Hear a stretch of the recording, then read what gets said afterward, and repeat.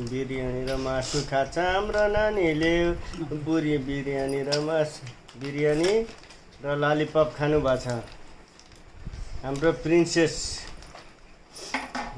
super done यो photo डाक्टरलाई लगेर देखाउने हो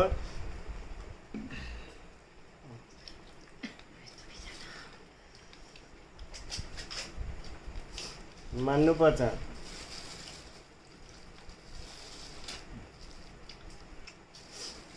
यति सुवानी नानी हाम्रो